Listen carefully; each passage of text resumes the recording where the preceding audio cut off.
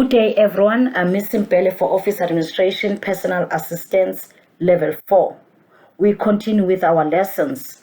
Our topic for today is Topic 3, Customer Complaints, and our reference material is Personal Assistance NQF Level 4, Textbook TVET First by MacMillan. For this lesson, we are going to consider page 124 to page 129 of our textbook. Lesson 3. In this lesson, we are going to continue with Module 9, Part B, Dealing with Complaints, Action to Solve Customer Complaint, Documenting Problems, General Regulations and Requirements for Documenting Customer Complaints.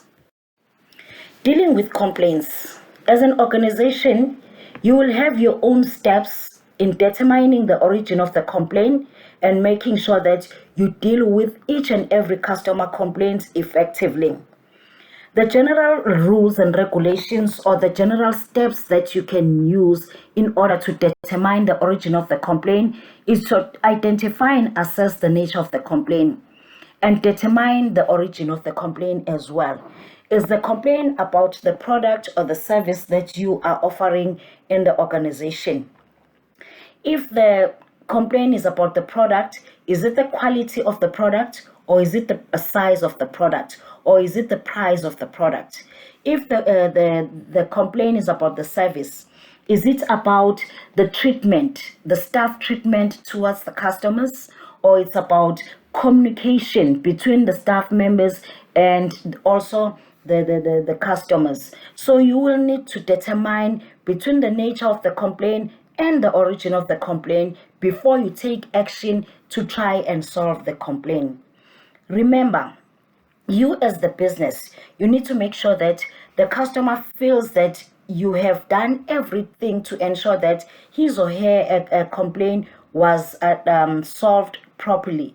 You need to make sure that the customer go out of the organization satisfied. Usually the customer that is not happy, or the customer that is not satisfied, they will usually stop buying from your business and go and look for another organization to do business with them. You must also remember that disappointed or angry customer will discourage others from coming to buy from you as an organization. And remember, the best advertisement is the word of mouth. So keep your customers happy and make sure that you attend to their queries as quickly as possible or their complaints as quickly as possible. Action to solve customer complaints or problems. As a business, you need to recognize that staff members are the eyes and the ears and the face of the organization. They are able to hear and see problems before you see them. So you need to empower your staff members in dealing with customer complaints or problems. You need to make sure that your customers know what to do when they receive customer complaints within your business. Ensure that staff members understand the importance of a customer for a long-term success of a business. That the customer is very important within your organization. You must make sure that your staff members know how to provide assistance to customers. You must make sure that your staff members know how to record the problems according to company regulations and requirements. Each and every organization will have its own company regulations and requirements in terms of recording the customer complaint. Your staff members must also know the correct procedure when dealing with a customer complaint. So you will have your company regulations and requirements in dealing with a customer, in recording the customer complaints, and you will also your own company correct procedure when dealing with customer complaints. The basic steps in dealing with customer complaints or problem. You must make sure that you let your customer know that their opinion is valued and that they have been heard. You have listened, you've heard what their customer complaints are, and you are going to deal with them. Never ignore a customer or avoid responding to them. When the customer has come to you with a complaint, you listen to the complaint, you attend to it. If you haven't found a solution as yet, you respond back to the customer or you communicate with the customer. Phone your customer, give them feedback, and tell them that you are still dealing with their customer complaint. And you must make sure that whenever you dealing with the customer, you do not ignore them. You do not you do not ignore the customer that walk through the door. You do not avoid the customer that calls you in order to find out how far are you with their customer complaint. You must make sure that you tell them you are going to assist them as much as soon as possible, and you are going to put your promises into action. Documenting problems or complaints. It is important for each and every organization to learn from their customer complaints and also change the way they do things within the organization in future. As the customer come to complain to you, you learn from those customer complaints. If it's a service, then you go back and train your staff member. If it's a product, look for a better supplier or a better product that you can offer to your staff, to your customers. The general steps in documenting the complaints are the following. You need to make sure that you have a record of events that happen within your organization.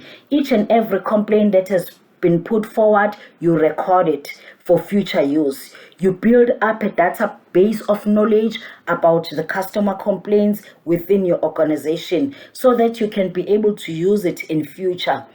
You will refer back to the event if you need any solution towards a new complaint, or you will also refer back to the events or the complaints if you want to train your staff members to be able to assist your customers effectively. It is also essential for events to be documented correctly for information to be useful. You make sure that you've got your customers register, your customers complaints book, and also you've got your customers complaints file where you keep all the documentation in connection with your customer complaints so that you can be able to use it in future.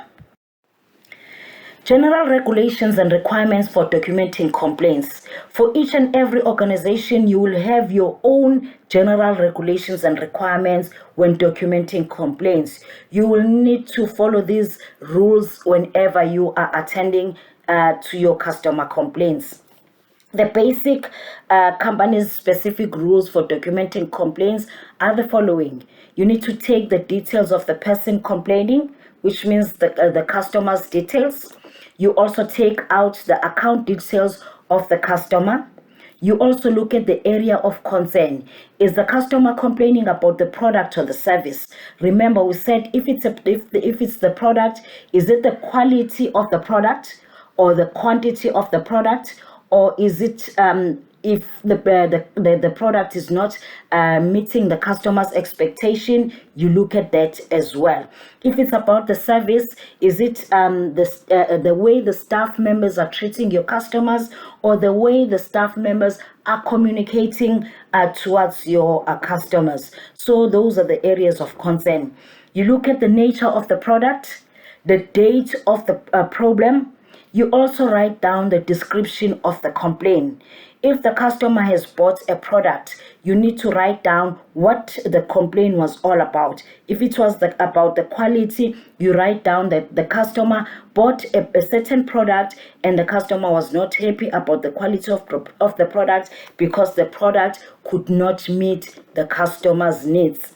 So after that action, you write the action taken by you as an organization or as an inquiry clerk or complaints official in connection with the customer complaint. You must make sure that you write down the action that was taken. You can use it in future, or you can keep it for your record keeping so that you'll be able to train your new staff members, even your existing staff members, for refresher course as well.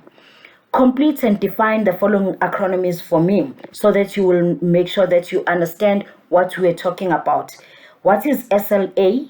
What is SABC? And also what is SABC? You need to define these acronyms and also explain them to me. What are they all about? Read page 128 to page 129 of your textbooks so that you will understand the example of a complaints form that we use whenever we are dealing with customer complaints. Enjoy your lesson. We'll meet again in the next module of topic 3 when we are dealing with customer complaints. Thank you for listening. Enjoy your lesson.